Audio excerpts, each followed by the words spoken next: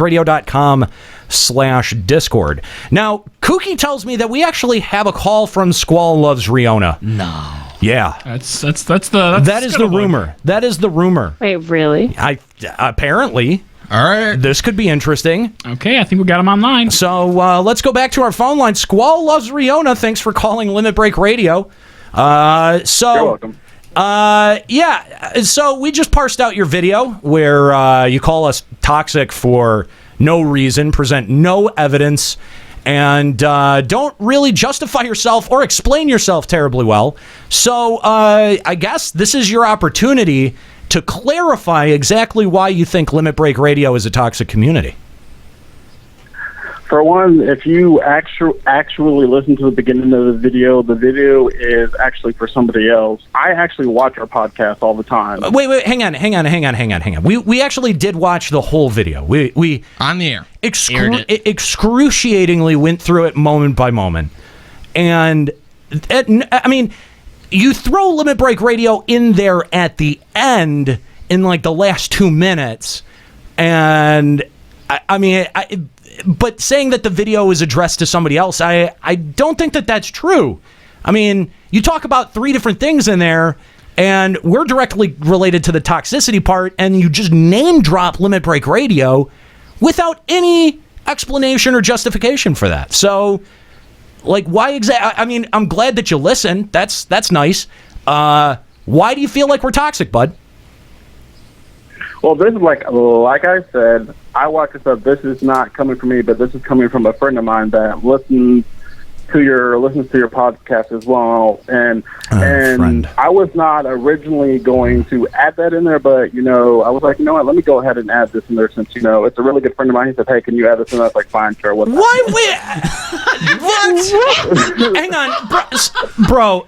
Come on. I don't believe this. Don't pass the buck. Don't sit here and lie in front of 160 people, please. Like, this, I felt bad when we were trashing you on the show, and now I feel a little bit embarrassed because you can't even, like, own up to it. And I'm just like, I'm sort of blown away. So, like, you don't care if you think we're toxic. We just want to know. We listened to the whole video. Everyone on the show, we played it on the show. We just went through it. I mean, it really seems like you're just trying to pass the buck, dude. Like, that's your opinion. It's your opinion. Believe what you want to believe. Well, you never said it was for a friend on the video. Yeah, okay, like the you own that opinion. You own that opinion in the moment on the video. Like, the very first 4 words of the description of the video says, "This is just my opinion." So, whose opinion is it? Like, you actually listen to us and like us, wouldn't you? Yeah, I'm. Like I said, the first part of the video was my opinion, but the last part was for a friend. You didn't say that. Yeah. Why would you do that for a friend? And especially if it's a podcast that you listen to and you enjoy. Like, you could even present it as a discussion, like, "Hey, my friend thinks this, I don't think this, what do you guys in the comments think?" But instead, you just included it as part of your opinion and just own it. Just own it, man. Like, you get that we're toxic. We just spent, you're not alone in the community thinking that. We just spent 2 hours just shredding your poor video. I'm not taking nothing away from that. I'm just saying. So do you think we're toxic or not? Yes or no? No, not like I said. I watch your video. Like I told it's so not cool. Answer the phone. I watched all your podcasts, and I've watched them ever since I started playing. I 14. don't. Easy, Pete. I'm not, dude. I'm genuinely not trying to be a dick here, but I don't believe you at all. You said if it was up to me, I would shut them down. Yes, yeah. If it were up to me, and I quote, "If it were up to me, I would shut them down." Nika's exactly right. That's opinion at all. Kidding. Obviously. It's my opinion. So like I said, no. You understand it's your opinion. You're welcome to your opinion. That's totally fine. But, like, wouldn't you want to explain to someone finding your video for the first time? Maybe they don't know what Limit Break Radio is because. Oh, wait, hang on. We got a donation. Ryuichi, thank you. Yeah, I know you agree with that. But it's confusing to me that that first of all, like you act as if everyone watching that video knows Limit Break Radio automatically, which they don't necessarily, which is clear by the thread that you had posted for the video on the official forums trying to get it more views. 529, congratulations.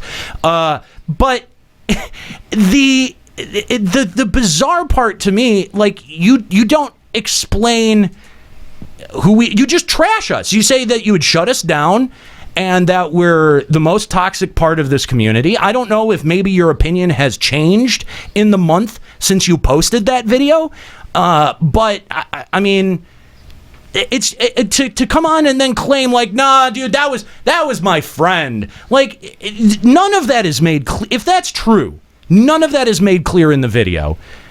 And it doesn't even sound remotely true. Like, this isn't even a good defense on your part. Like, you're making yourself sound way worse right now. And I feel bad for you now.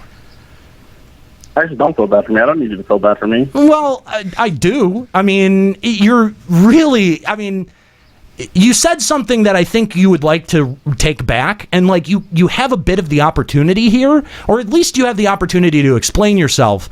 And you're choosing not to. You're making the choice to say, well, I'd rather blame it on this mystery friend that doesn't exist than say, these are actually my opinions, and own it in every way that you did, given the context of that video, given the context of the post.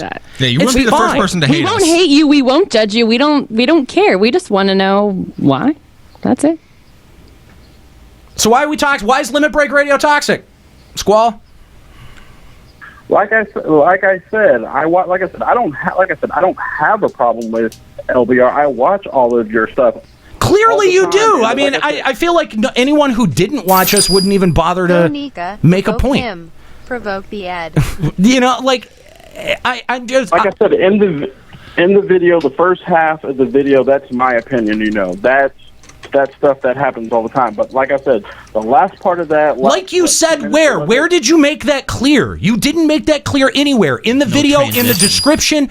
So it's a video of an opinion of a split personality about his other personality opinion of Could be. an opinion. Good. Yes, Ryoko, that sounds very close to what is happening. It's a weird opinion of a split personality about his other personality. I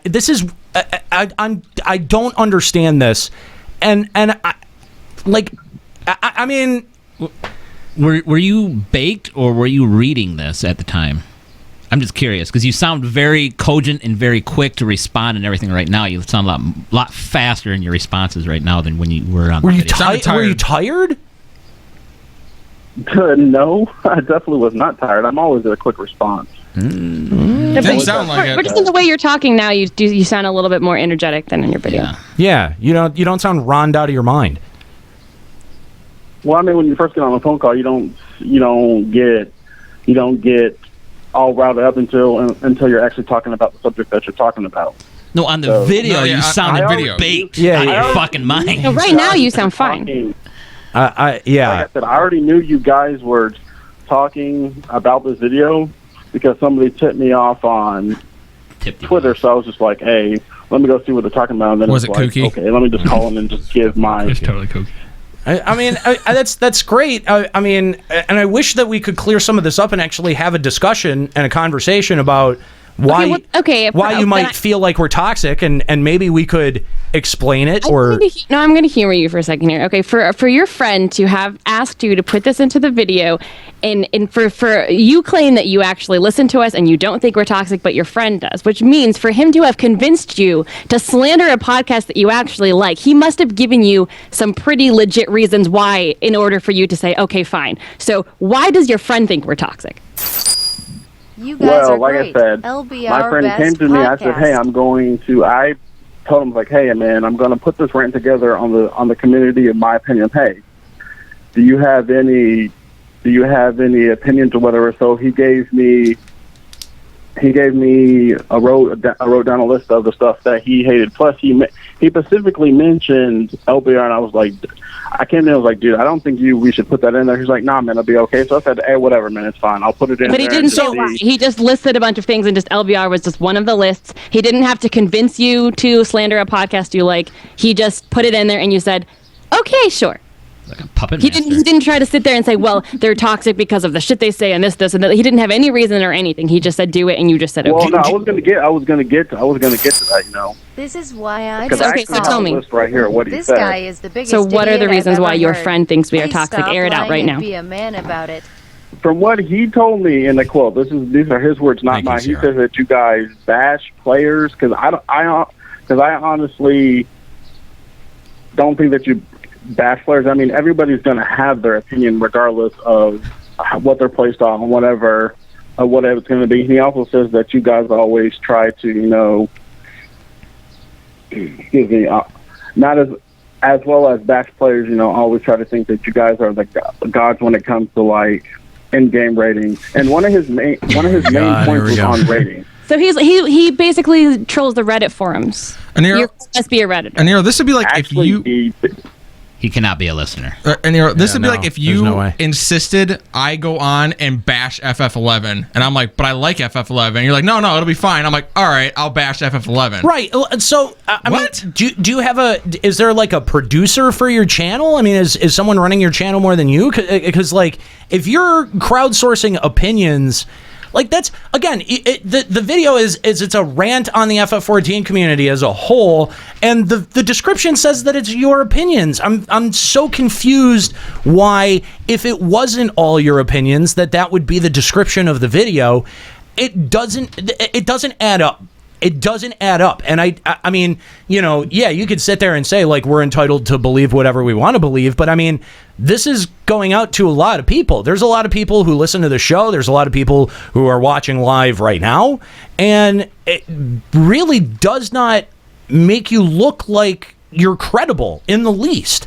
I mean, you know, if you had come on, if you hadn't come on and you just let us do the segment, there'd be a lot of people who would have been giving your channel a bit of attention. You might have picked up a subscriber or two from this. But coming on and I mean, in my opinion, lying about it and lying about your motivations and your intentions, and I mean, it really doesn't make you look very good.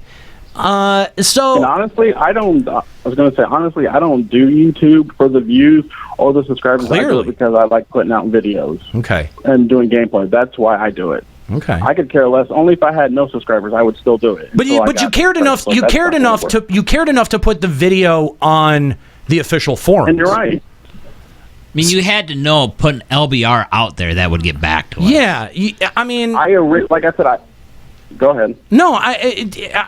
Pops is exactly right. Like if you. I mean, we're like Beetlejuice. You say our name enough, we're gonna appear. You know, like Biggie Smalls, Biggie Smalls, Biggie Smalls. You know, there are a lot of people. Like honestly, I'm sure that there are people who agree with you. I mean, I don't know. There's lots of those on Reddit. There's lots of people who hate us. Your friend clearly is not a listener because anything that is said on Reddit about us is like 80-90% made. I don't believe that you're a listener, because if you were, you would have been able to. Like your bullshit Explain that to detector your would have friend, gone yeah. off. Yeah. So I mean, man, this is really awkward. I expected a bit more of a. I didn't expect this. I really didn't. I saw this going a lot of ways, not this. I feel like there's a productive conversation to be had, but in order to do that, we all have to be honest with one another. And if we're not being honest, then I don't know what the takeaway from this is supposed to be, because here's a video that calls us toxic, that doesn't explain why we're toxic, and then when we talk to the video creator, they go, oh, well, we didn't really mean it. Okay, so what was the point of it? Like, why even bring us up at all? No. Like I said, first of all, my friend asked me to put. Originally, I was Still not sticking going with the to. friend. It was just going to be sticking with the friend. Okay. the video when I started talking about the community and whatnot. I wasn't going to put that in there, but you know, he said, "Hey, See, put that I don't, in there." I don't believe that. But he did If not it was convince me, That okay, was on my and own. obviously I'm not you, you're not me. But if this was me and I was making my own video and there's a podcast I listen to that I like, I listen to every episode, I'm an avid listener, and my friend says, yo, that podcast is shit, you need to talk about how toxic they are, I'd be like, no man, they're awesome. Why are you trying to tell me how to run my video? Right. And like, so you didn't have, I mean, I would, if my friend had told me, but they bash players, I'd be like, no, I listened to that episode, and this was one guy who was trolling them, and so that's why they called him out. And then this guy would be like, whoa, they always claim to be the endgame raiders. And I'd be like, no, I'm a listener. Only one of them endgame raids. You didn't have any of that rebuttal back to him from actually listening to our show to tell him that his points were incorrect? I mean, that's the thing, is that you're getting so much factually incorrect between the video and this conversation that it's impossible to take you seriously. It's really difficult. So, all right. I guess we should this has gotten awkward enough. I was like, we've got a topic to do. Yeah, we need to move on from this. Squall, let me give you a couple of pieces of advice before we let you go, okay? Try talking with a little bit of enthusiasm and enunciate when you're doing your videos. Don't sound like you're afraid of the microphone. Second, maybe refrain from naming your Pokemon incredibly creepy names like Barely Legal and Little Girl. That Pokemon thing, if you watch the Pokemon Honest trailer, that's where I got that from. So, yeah. If you watch the Pokemon Honest trailer... Okay. Okay, I'll take you on that. All right. That's fine. That's fine. It's just... I mean, damn, that put me off in a big way. But, the third thing would be, don't take advice from your stupid fucking friend when it's not something that you believe. Yeah, your friend doesn't have his name on the video. Yeah. So don't listen to him. Don't say something, don't say something that you don't 100% believe in your heart. And if you do, certainly don't say the phrase, I speak for a lot of fucking people, because that makes you sound like an arrogant asshole. And for as arrogant as I've been on this show, I've never been so arrogant as to say I speak for anybody but myself. So there's just a little bit of passing advice for what you can do to further your YouTube career in the future. Good luck to you, Squall. I'm not sure that I believe a word that you said today, but in any chance, Godspeed. That was fascinating. That was a social commentary. That was fascinating. I still don't really know what to make of that.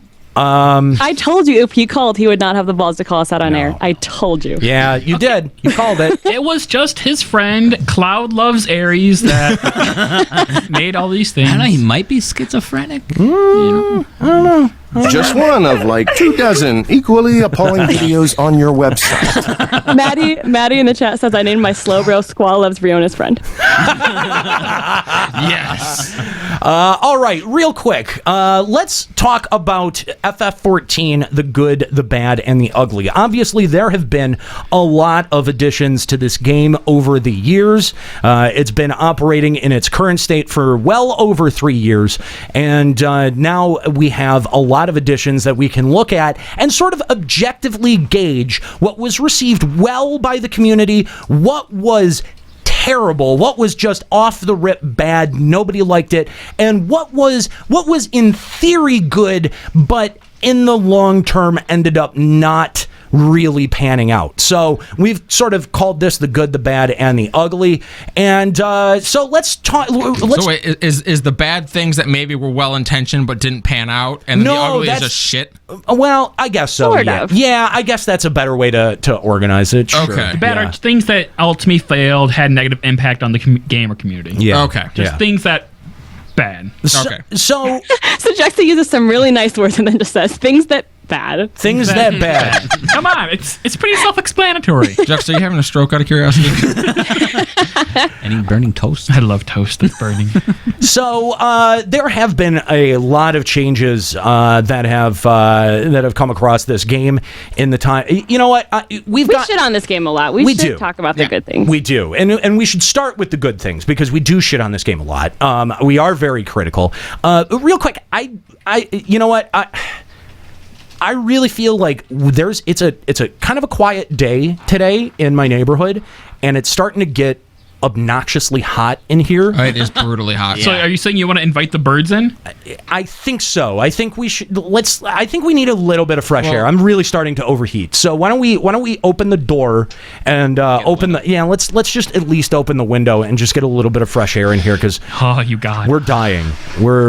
This is how it was the week where it was just me and Aniro in here. Yeah, it's pretty bad. This won't slam shut, will it? No. Okay. No, you're good. Actually, I'm really surprised because it's damn near silent. I mean, when you opened the window, the bird stopped. I know. That's like We it's should've like they tried know. taking the stars. Maybe we should have. The birds get nervous when you open the door. Right. Open the window, like, oh God. Oh my God, it's those racist LBR guys doing their stupid podcast. Maybe if we be quiet, they'll go away. Okay, so let's start off with the good here. So they've definitely made some very positive changes that were well received. Some of them we knew about ahead of time. Some of them we didn't. Obviously, the best one is ninjas Sure, ninjas were great. as the job. But the job itself, but the way they implemented it could have been Also, better. the class rogues, that implementation is also very good. But I mean, like they did that mid expansion. Like That's true. Like, has an MMO ever done like a big job addition? not that I know of. No, I'm not. But not that I know of. I mean, the job itself was a great job and change. However, the way that they implemented it, I think, could fall under bad because they've just put in a DPS. Everyone was leveling DPS, and not that the queues weren't already skewed towards DPS waiting forever, but it became way worse when Ninja was dropped all by itself. Yeah, that was a nightmare doing anything in queue as a Dragoon right after Ninja came out. Oh yeah. Like, tanks and healers, y'all don't know what that became like. That's kind of a good point because like it really. You know what? No. Okay. That you knew that Ninja was coming out, and you knew That's it was going to be a DPS queue. So if you did not spend all your time leveling a tank or a healer during that time frame, fuck you. You're a fucking moron. You didn't really think about it, did you? Yeah, like, duh. Yeah.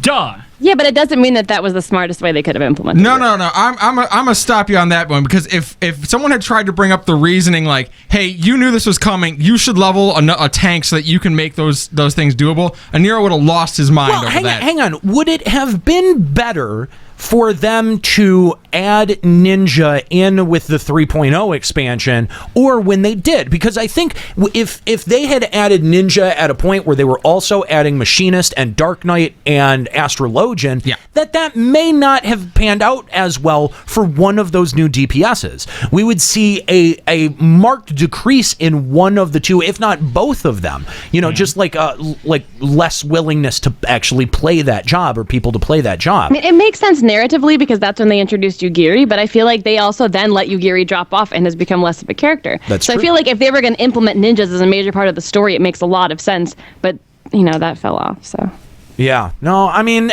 well, and that kind of begs the question then is was it Yugiri, like, which came first? Was it the idea of Ninja, or was Yugiri added as a character? Like, was she added only to further the idea of Ninja, or what? Well, I think I don't know, because she taught and Hanker, Ra right? too. So. Well, that too. She also led to the introduction of them. That is I don't know. I'm pretty sure. Are you saying like was she a MacGuffin to get those two? Well, points? that's true because Ra didn't come until Heaven's Word dropped. Right. I'm pretty sure they were always planning on adding Ninja, and then they said, "Hey, we might as well do a tie-in with The new using race. Yugiri and the race." I guess. I mean, the only reason that they were able to add Ninja mid expansion cycle is because they had so much work done from 1.0 into 2.0. It just wasn't finished yet, and so they took That's right. 3 major content patches to actually add them in. So, I mean, yeah, if you look at it that way, then maybe it wasn't the best because it should have been ready at 2.0. It should have been. And think of it this way. Think of the content gulf that was present at... Were they added in 2.5? I think that's when they were added. Ninja? I thought it was 2.4. No, it was 2.4? It was Okay. earlier, yeah. But think about the content gulf that was in 2.4 all the way to 2.5. Yeah, you're not wrong. Definitely not wrong. I mean, it could have been. I mean, when you look at it, I think when you look at it farther out like we are, that, yeah, maybe its implementation wasn't the best. But in the end, its addition was good. Oh, yeah. No one's sitting around going, well, why did they add that job? It's stupid. Yeah, Ninjas. That's gay. Exactly. Yeah. Nobody's saying that. So Yay Ninja. I don't know. I think, yeah, the addition of it was good. The way that it was added, maybe not so much. I don't know. I think it made MMO history in its implementation. So, I mean, it was nice to have it as like maybe like a precedence or whatever. I mean, So that more MMOs in the future will just drop a random job that skews the entire balance of the game. Okay. how did it skew the entire balance of the game? It skewed the balance of the duty finder. Oh, that's true. I thought it was funny going through low level fates as a rogue, and a monster would spawn in a fate, and then there'd just instantly be like 20 mutilates on the target. Yeah. Nothing but ninjas. It was hilarious. I loved it. So Nika, let's talk about the VIT changes that happened for tanks. Yeah. Because this was It's a great. huge change for us, and really, like the usability of certain classes went up. Nika, do you feel like the VIT changes were among some of the biggest for FF14? Absolutely. I mean, granted, obviously Paladin's always going to do the lowest DPS out of the 3 tanks, but in general, it's not something you're going to look at now as like, you're horrible shit, get out of here. Like, it became a real decision in rating of whether or not you wanted to spec for VIT for survival and progression, or if you wanted to spec for DPS for that extra little push. Because it's a lot harder to learn if you're spec for strength. And so now they've changed it so that you don't have to worry about it, because you're going to do the same amount of DPS regardless, and then you can just add strength materia on your accessories and make it even better. So, but again though, like Dark saw a huge I see a damage huge cut. increase too. Yeah. I see an increase. Really? Paladin got an increase for sure. Oh well, Paladin did, but Because Paladin Dark barely did any damage. I think what it did is it helped balance out the tanks. Dark Knight and Warrior will still do more than Paladin, but now Paladin is not so useless that nobody wants it, Right. and that now Warriors are not doing so much damage that you can take them in place of a DPS. Yeah, but I think it balanced tanks a lot better. and I don't think I disagree, but I think that there are some people out there who would say that it nerfed Warrior damage quite considerably. And it also, But didn't it kind of need to nerf Warrior damage? Yes, Warrior that's damage what I is was still getting. fantastic. It's still the strongest out of the 3 tanks. That's true, but I mean, there was. It's more like a tank that does damage rather than a damage dealer that can tank. Yes. Yeah. And I think that's what it needed to be. Unfortunately, as much as I love Warrior and everyone who played Warrior was complaining about this, I think that for the balance of the game, it needed to be done, and it was a great Oh, change. hang on. I don't actually remember all that many Warriors complaining about the VIT change. I think most people objectively looked at that and was like, yeah, probably. Even Warriors looked at like Ravana EX runs being 6 Warriors, 2 healers, and were like, maybe this is stupid. Yeah, I feel like, anything that they change, this was not like the Ranger nerf in FF11 No. where it got a significant amount of people to actually exit the game because of it. Yep. And you'll still run into people that were like, yeah, I played FF11 until that Ranger nerf. And you were like, you played it until 2004? What? You played for like a year. Yeah, tops. exactly. So, like there is some validity to the idea that it was a bit of a nerf, but I do think that it was well received by the community, and so you can squarely place that in the good category. And as a Dark Knight, I was a little bit bummed out to see my numbers decrease, but at the same time, you're right, it was a very necessary change, and we had sat around saying for months that Paladins were useless and that they needed to have their usability knocked up, and of course, Square Enix followed through on that one. Do you So think that instead of doing the VIT change, if they would have changed Sword Oath, would have been better? I think the VIT change was really solid just for all 3. Because the VIT change yes. helps all 3 DPS become a bit more balanced. And they did change Sword Oath and Shield Oath that they don't interrupt combos anymore. So even though they're still on global cooldown, and Sword Oath is still a really weird description and depiction of adding extra damage to auto attack. Right. But regardless of that, like just the changeability of making it not interrupt combos, as well as the VIT changes, I think made Paladin much more useful in general. Because I can proc up a Rage of Halone, swap to between Sword Oath and Shield Oath, and then instantly get off a big hit without having to worry about redoing my combo. So. Right.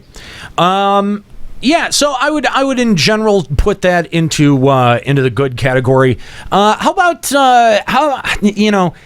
let's. I feel like we can just sort of like take any of these in any order and just clarify them, categorize them as we sort of go through them. Okay. So, Lords of Verminion. That's definitely a good change. But the question. Yoshi. Hang on. The question is, does Does that go into the bad category or does that go into the ugly category? Ugly. I think it does. I think that's squarely in the ugly category because nobody wanted it. Everyone looked at it like, what the fuck is this? I'm going to contest and say that it was probably bad for the game because think of it this way. They spent so much time, minigame development time, to make this system that absolutely nobody uses.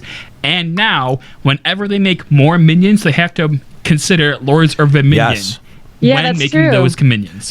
Here's another Can one. you use all the yokai ones in Lords of Verminion? Of course you can. So all of those they had to also think about. Yeah, like to give that's stats. such a waste of time. Oh is, God, sure it's is. the gift that keeps on taking. Can somebody ask Yoshi what the fuck was he thinking? Yeah, how high was he when he came up with this? I mean, why has that not been one of those repeated questions that's happened over and over on Well, I interviews? bet you it Think, like, has. what? But I don't But know. not asked. I've never seen. Yeah, it needs to be one of those things that's Yeah. asked, even if they just answer, "This is what we're sticking to.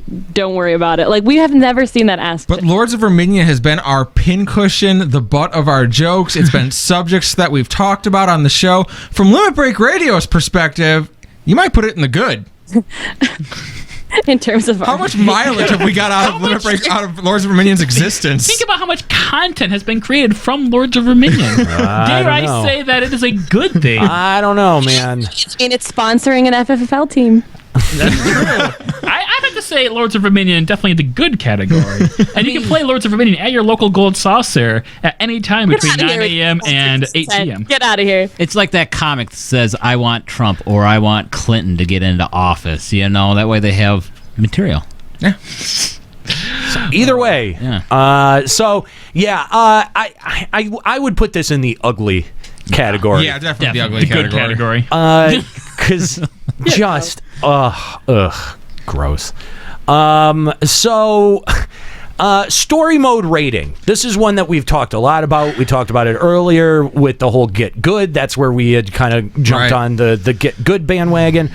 I don't think we can call it ugly because at the time so many people did want it. There was even a- if we yeah. were against it, like so many people did want it. That is very But true. it's definitely been a negative on the community. I think it has. Yeah. I think overall, when you look at it objectively, it has hurt the rating environment. It's hurt the rating population. The amount of people trying to clear or get that content covered. It just so many people view it as like, I can do it if I want to. And I feel like that was intentional. Like that design was intentional, where it's like none of the content is mandatory. It's there if you want to do it, but you have to figure out your own motivation, which is okay in theory, except when you're a game designer, because 100% of your job is to correctly motivate and incentivize your audience to do things that you want them to do. So if the thing that you want them to do is Deep Dungeon, then you got to incentivize that properly. And I think that FF14 has been one of the best examples of how you don't do that. What's blowing my mind especially is that everyone praised Final Fantasy MMOs, especially Coil, for having fantastic story. The Yes. reason for story mode rating was because people wanted the story without the challenge of, savage or hard mode rating. And then the story And was then shit. Deep Dungeon and Alexander, the story has not been what they hyped it up to be, and that I think in itself is the most disappointing. If Alexander's story or if Deep Dungeon's story was worth it, I feel like people would not have complained as much as they have. Well, I mean, at least the gear from normal Alexander is good for the first couple weeks while you're still getting your tome gear at the same time. It's actually worth it for about a month. So what did SE sit around and say, hey, our story here, we burned that plot line with Louisoix in Coil. We're not going to have anything as good for Alexander. Do we make a story mode version of it? Was that part of the impetus, like knowing they couldn't live up to what the story expectation? I don't know. Like, because like your Louisoix plot point with Bahamut, that's a humongous plot point that you're burning on that one. Right. You're I mean, there's nothing else currently in the game that is that level of storytelling. I mean, true, but at the same time, it was so ancillary to what our characters were doing in the MSQ at that point, because the calamity happened. We weren't necessarily searching for answers why it happened as a group. The Scions weren't. Right. So, that part of it was pretty straightforward. Nail called that down, and we got fucked up. That's pretty much the long and short of it until you get to Coil, until you get to Alizé and Cid, who want to explore these aether disturbances even more, right? So, I mean, you know, and I do think that Coil was so much better in terms of narrative and design, execution, all of those things they were really good at. And so, you know, like, story mode rating, definitely, I think it does go into the bad, because you're right, Juxta, a lot of people wanted it. There was a large voice, a large vocal, I don't know whether to call them a minority or not, but there were a lot of players who were clamoring for this around the time of Coil because they were struggling against Coil. And what's interesting is, I feel like a lot of those players tuned out. Like, a lot of those players left in the 2.0 cycle. Well, that's the thing, though. But, like, even, like, the part that makes this really, really bad is that they didn't need the story mode rating, because guess what?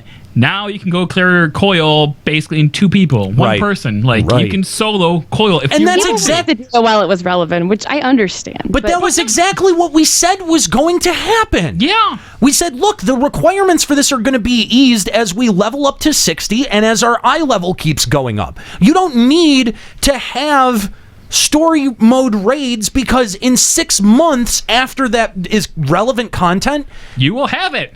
Exactly. Just wait the amount of time. But we don't want to wait.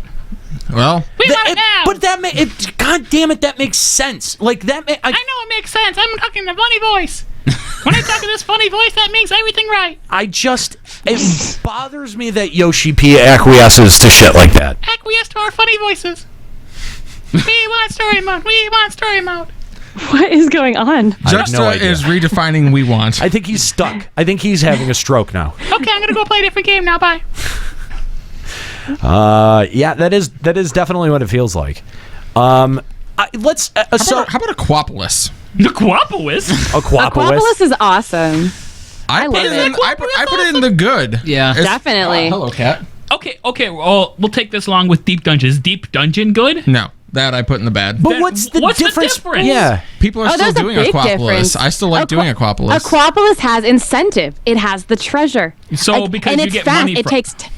I mean, you can do it with a group. So we take our 4 people or whatever after raiding. We'll go do a bunch of chat. Like, the way we do it is that anything that drops to your inventory is yours. Anything that falls to the chest is the person whose map we went in with. So we'll go out with a whole bunch of maps with our raid group or whatever, and we get in, we go through there. And I think part of it is the RNG and the chance. It's always that little bit of being on edge of, oh, but did I pick the right door? And then each room you go, there's always that chance that a treasure goblin's going to pop up or whatever. And then there's a chest in each room, guaranteed a chest in each room that could have crap or can have awesome minions and things that are worth a lot of money. Also, every time you open a chest, everybody gets materia. Like, there's so much incentive to do Aquapolis, and it's fun and it's fast. It also doesn't waste your time. I feel like Deep Dungeon, for as intricate as the system is, it also wastes a lot of your time. Yeah. Because the first 30 floors are just so pointless, monotonous, spacey. Boring. Exactly. Easy. And so you have to go through that, and you have to go through it almost every time you do it, unless you're going with the same fucking people. Well, I mean, we talked about it. Our biggest problem with Deep Dungeon was the lack of it being incentivized, and Aquapolis does not have that problem. Right. There are similar systems where this one is properly incentivized. So yeah, I put that in the good. Yeah. And maybe the only event to come out of 3.0 that I put in the good. And it's weird that it is as sort of like bare bones as it is, because it was such an afterthought of an event. We didn't even realize it was coming until it was pretty much here. And well, that's exactly true. And not only that, but I'm kind of curious if Square Enix has noticed this.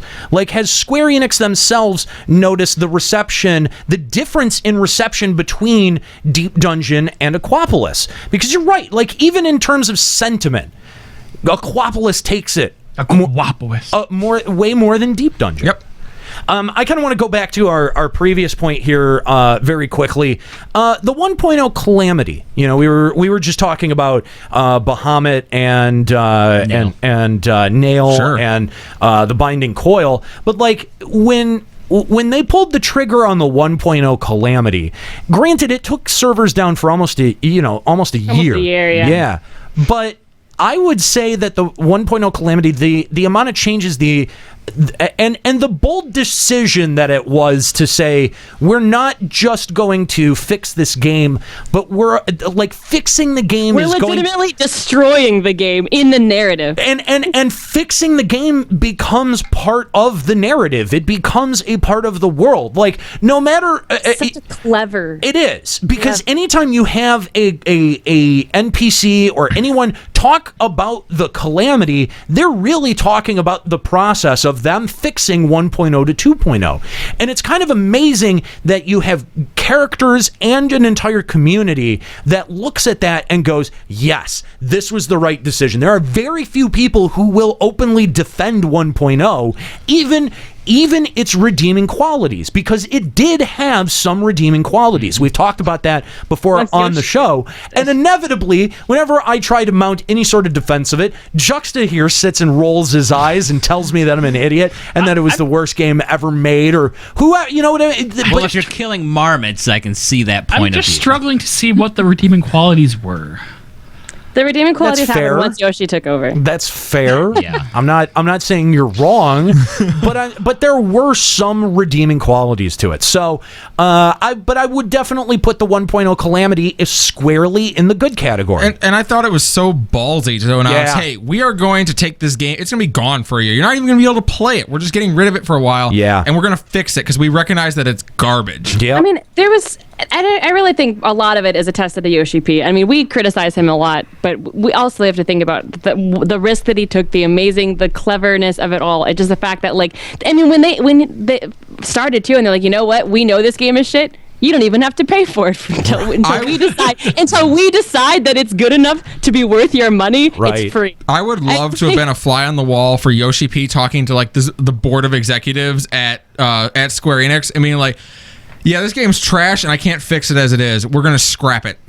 And they're like, oh, that's what you're gonna do? Yeah, that's interesting. And he's like, no, it's really garbage. No, really, this is what this is trash and it's not I workable. mean, I was singing this game's praises when they took the game down. Like, I don't think anybody was upset about that. Like, the way that they wove it into the narrative was so beautiful. And the ending event where, like, you just had to defend the cities was so amazing. Like, I think I was singing this game's praises while the servers were down. I'm like, they just blew up the fucking world. What the hell? This is awesome. You know, like. Oh yeah, the Bahamut cutscene blew everyone's mind, playing or not. And you know, Asato had brought up a good point earlier in the chat room and said Bahamut had a large impression on the entire story and indeed shaped the entire world. But Alexander hasn't done anything noticeable besides maybe that one large hole in the hinterlands. And even through the continuing narrative for Alexander, there just doesn't feel like there's any stakes. There feels like there's no threat. Like, there's this sort of like, it's very abject and intangible. It's very secular. It's just sectioned off in that little part of the world. Yeah. And you don't feel like, hey, if I don't do this, the world's going to end. Right. Whereas Binding Coil, like, I that was totally different because it had changed so much of the world that 1.0 players had known that you knew it couldn't not have a huge impact. You know, like, there are definitely implications from the narrative, but the stakes are not, they're just not felt in the narrative. And I think that's what bothers a lot of people about Alexander.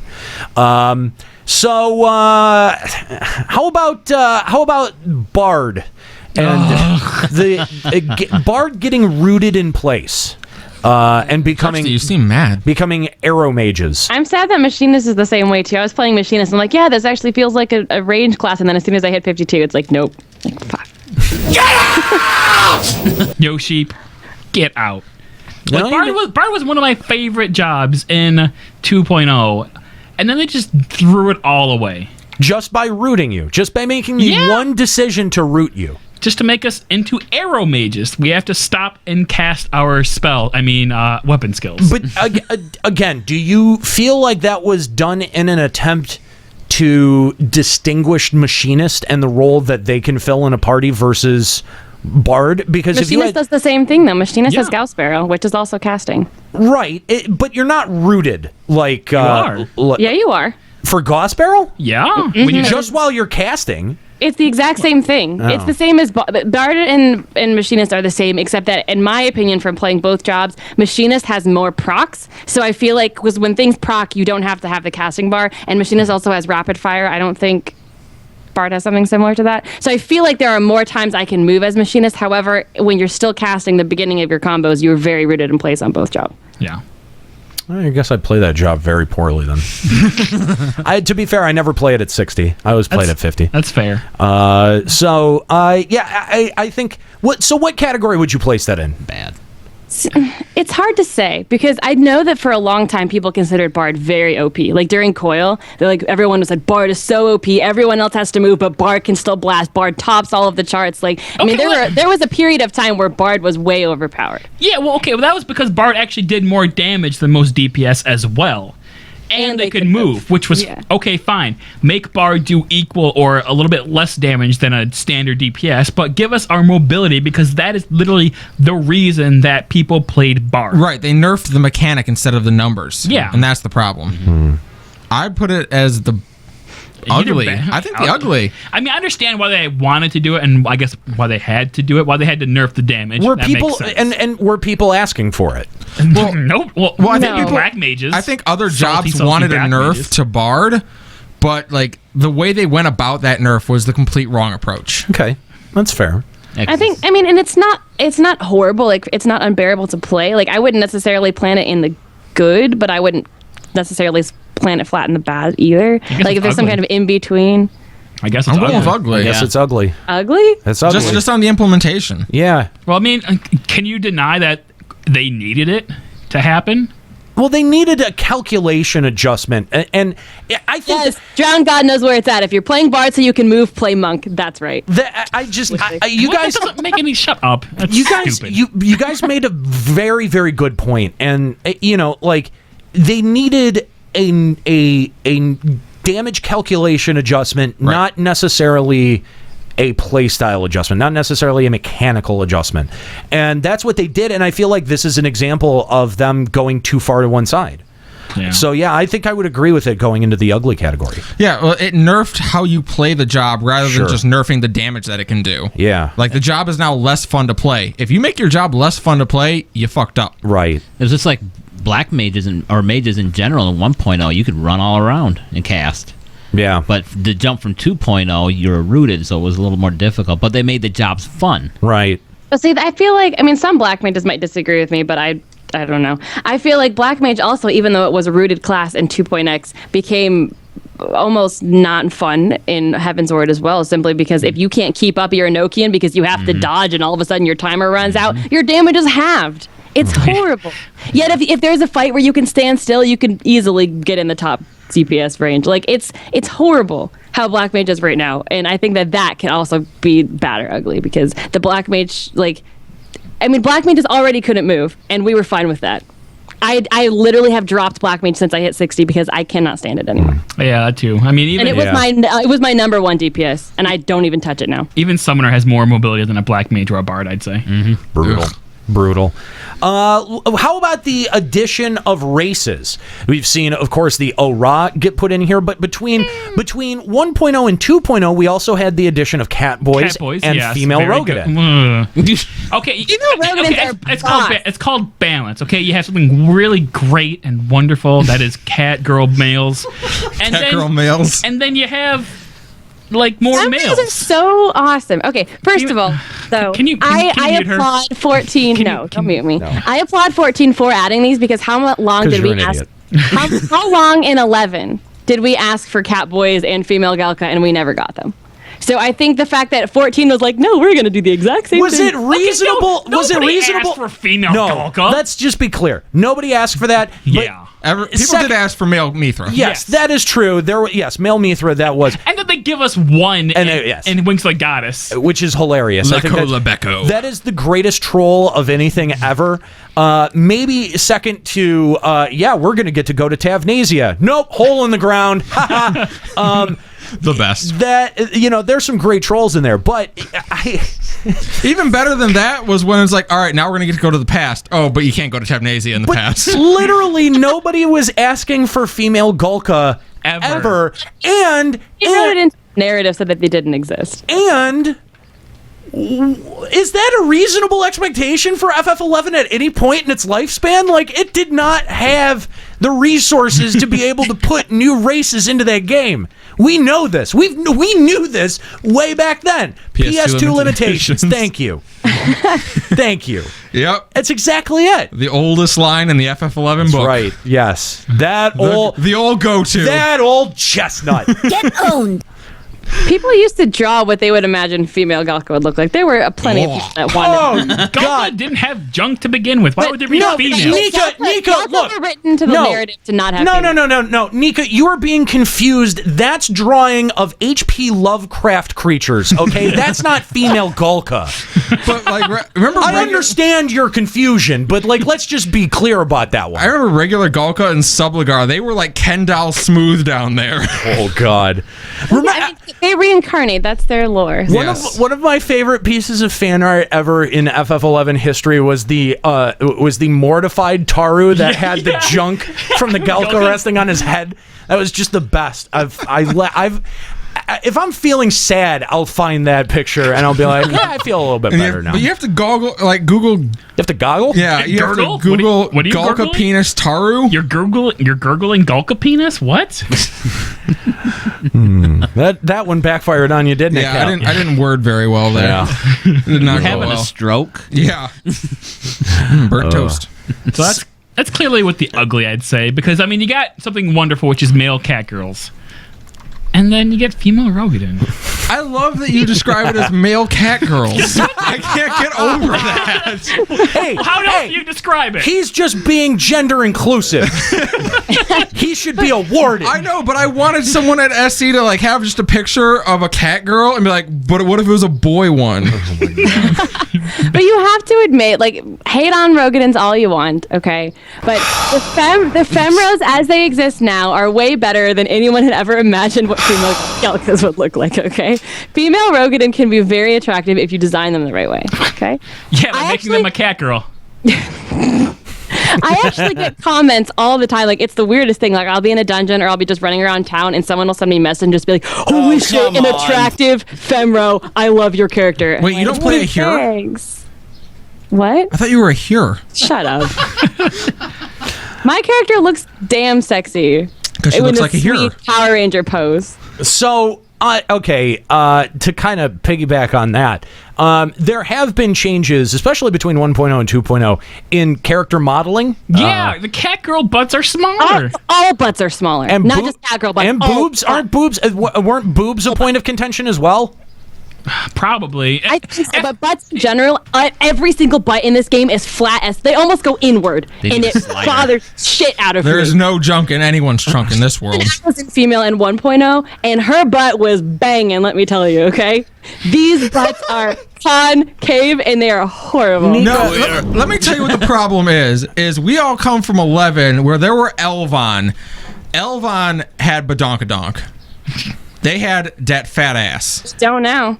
Well, we Ellison don't. We have badonka don'ts. Okay. How about you didgeridoo don't? Why would you want to make your character models not as hot? I'm not sure who notices this or parses this out. I do. I do. Apparently Everyone Nika noticed- does too. Everyone noticed the butts. Like, if you just put in any kind of subligar or underwear on your character, your butt goes inward, and it makes no sense for a hero character who's fighting and training should have that muscle bubble booty that is not on a single character. Nobody's character has this, male or female. It makes me very angry, yes. We would be able to sell Did we clips trigger- of Nika saying things like muscle bubble booty. Did we trigger Nico? I We didn't, but the game Square did. Enix did. Since 2.0 launched, every character lost their butt, and it's not fair. It's really not fair. I mean, that's all you stare at. I mean, you don't stare at the front. Yeah, you do. You stare at your character's butt because that's how you run. At least make it nice to look at, right? Why do you think I'm a male cat girl? See that tail swanging? I wonder what Anita Sarkeesian would think of this conversation. Hello, kitties.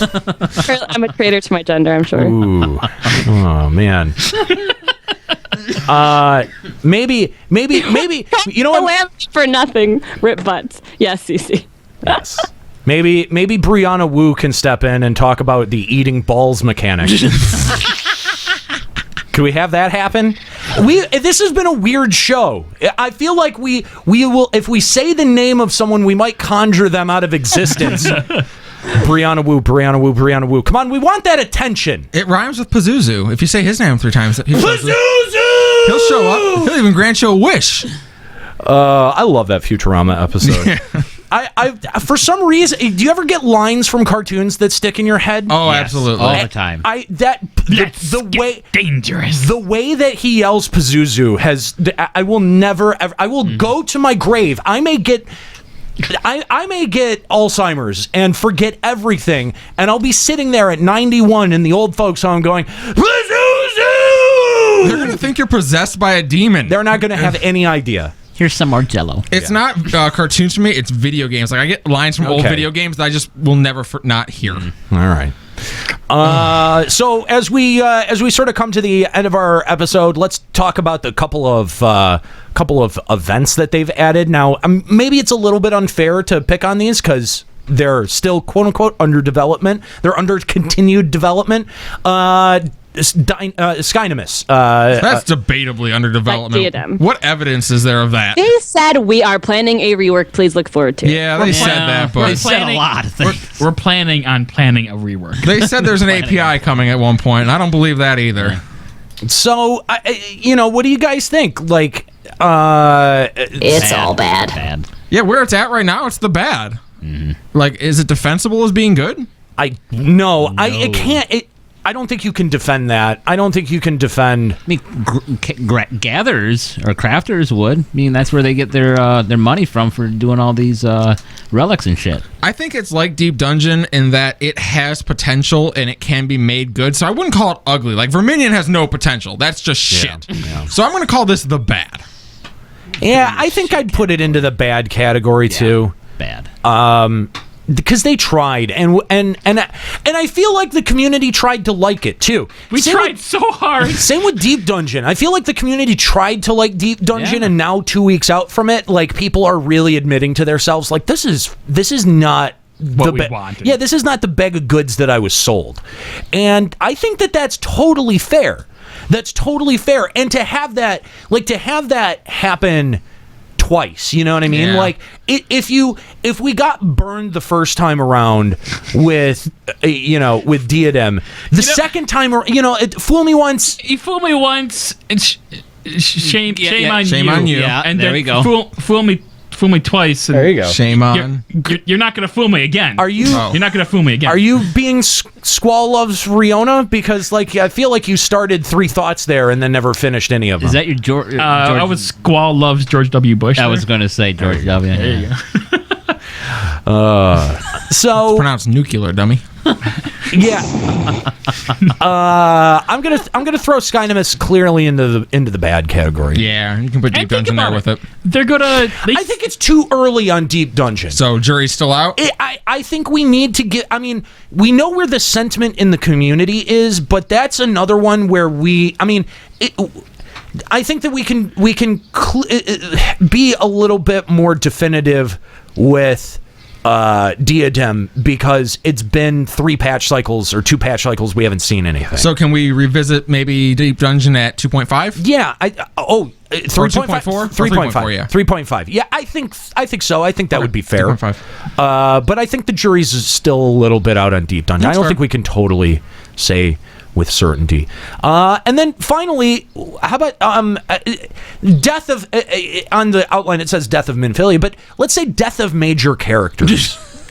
Death. So this was actually originally under the good, but we're just gonna throw that under the bad. Then is that where we're going? it's in good right now. It's still there. I know, but it says death of Minfilia, which is in the good. But if we saw the death of main characters, like we're throwing that in the ugly. Then from a narrative perspective, the death of main characters can fall under the good if they do it right and it does not get We're talking about Final Fantasy XIV here. They always I know don't. That's the thing. Is I think that Ysayle, Hearts and Farts. I mean, those were 2 great moments. Yes. Okay. And 2.55 itself was a fantastic cutscene. But then when none of them were actually dead, and then when the Sultana was not actually dead, that all of a sudden changes it from good to ugly. So we're talking about characters who are actually dead. Yeah. Okay. Yes, but at the same time, though, at the end of 2.55, we had an entire episode about how good the narrative was because they did that punch that we wouldn't think they would go for. And we have to talk about the implications and how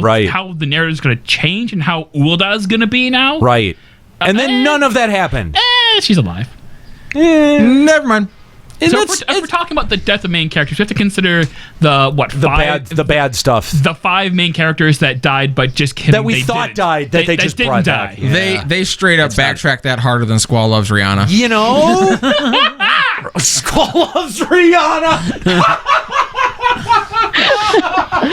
Oh, that's one that's going to go to Juxta, I assume. No, that was a good one in here. I feel like there was Squall Loves Rihanna had about as many intelligible words in his video that a Rihanna song has in its lyrics. Why he loves it. God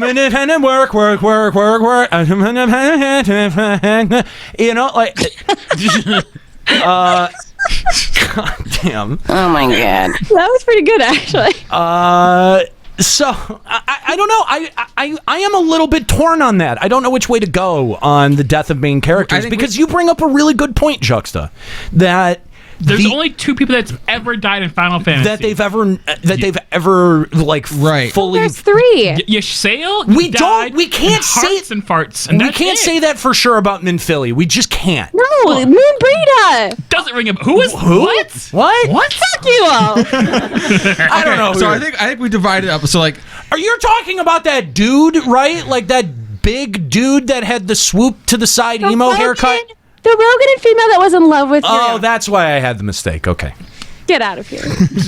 that Lovecraftian horror. Someone says Moonbrita was not a main character. She could have been a main character. She was introduced in a way that tied her in with all of the Scions. She was a childhood friend of Urianger, and she had the knowledge. She was too smart to stay in with the main characters because she could have solved all of their problems, so they had to kill her. She was designed to die. This is, she was a red shirt if I've ever seen a red shirt in my life.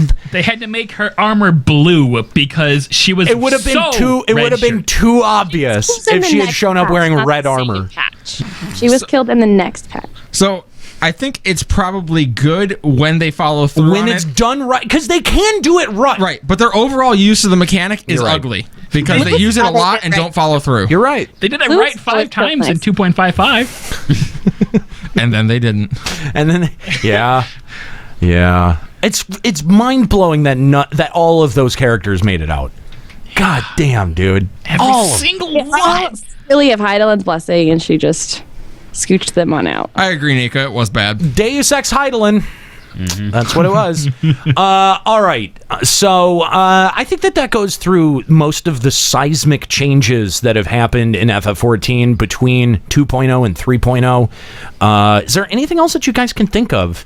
Hunts. Ooh. But Hunts, like, the opinion on Hunts changes all the time. It does. It's an ebb and flow. How does it change? It's given on it's the good, the bad, and the ugly. Like, we hate it because it's like this catch-up thing, and then we love it because it's making us go back into old content, and then we hate it again. Early pull, and you can never get any tomes. It's been all 3. Yes. It's been in all 3 categories. Now, I think Hunt is kind of in a sweet spot because of the way that they have so many ways to get the upgrade items at this point, that I feel like Hunt is kind of in this, well, if you want to do them, it's a nice alternative, but by no means is it the only way to do it other than raiding right now. Which is everything in this game. You get it from the Void Arcs and stuff. So I think because of that, now that we don't feel like we have to do hunts, and if people early pull, we're fucked, I think it's kind of in the sweet spot now as like a side alternative content. Except I feel like 7 people show up, and that's it. Like 7 people show up to a hunt mob, and that's it. I'm putting hunts in either the bad or the ugly because it's just a means to the end. It's not real content. You just go there and you mash your face on the keyboard. But there was something, at least when it first came out, there was something that was almost refreshing about not, like no one knew exactly where it was going to be. You had to wander around and like find them. There was the and then guild work. It was yes, and then guild work. But it was interesting discovering and sharing info with people, and the amount of the amount of coordination that was involved with doing hunts, I think, was impressive on a community level. So and I feel like I like that style of gameplay. I like the idea of pop mobs, pop NMs, stuff like that, like lottery spawns. Yeah. Those are mechanics that don't really have a place in Eorzea, except maybe in very limited quantities like hunts, but is still a mechanic that I enjoy. So I would kind of put it in all three, although right now I would sort of put it in.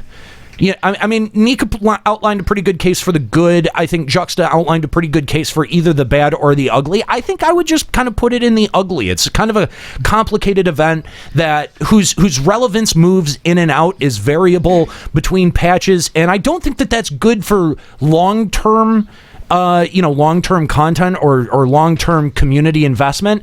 But at the same time, it wasn't bad when it wasn't the worst addition to this game. So would you say that Hunts was a pretty decent start of implication, but if they would build on it to make it better, it would actually turn into a pretty decent system?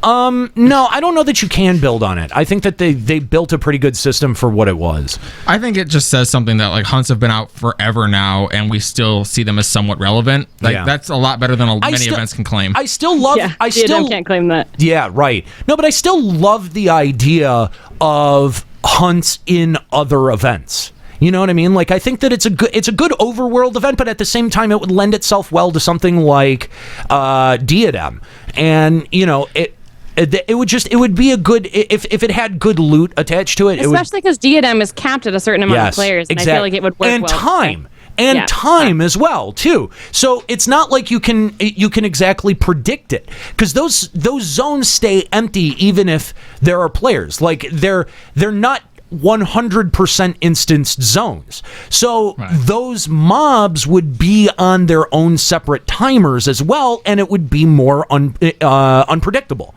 I like that idea. Clearly, Square Enix doesn't like that idea or may see problems with that idea, but I think that it was a good idea when it first was implemented. They've gone back and made the rewards worth it and made it worth doing, so it hasn't fallen into complete disuse like Diadem has. So I feel like it's still got something over Diadem. That's true. So, all right, that's gonna be it for our discussion here today on Limit Break Radio. Thank you, guys. Man, Squall Loves Rihanna took so much time because I've still got a couple more things. Do you? Player housing. I would call that a good. How about we do the lightning round?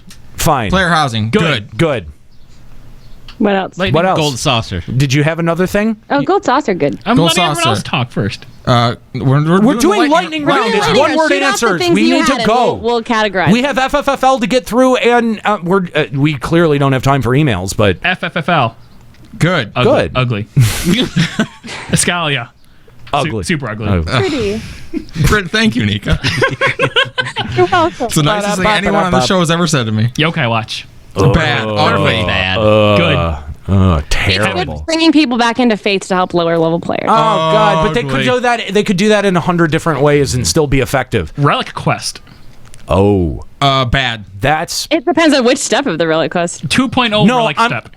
2.0. 2.0. Good. Oh, 2.0 overall. 2.0 overall.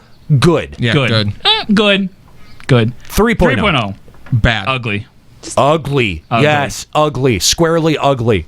Square.